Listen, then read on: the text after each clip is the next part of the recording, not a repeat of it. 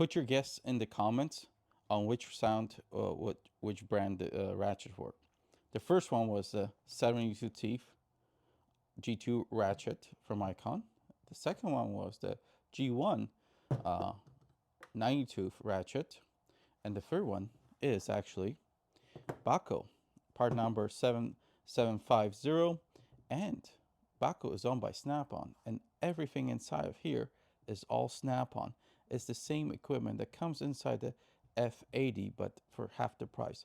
Normally this goes on Amazon for about $72. So now you know.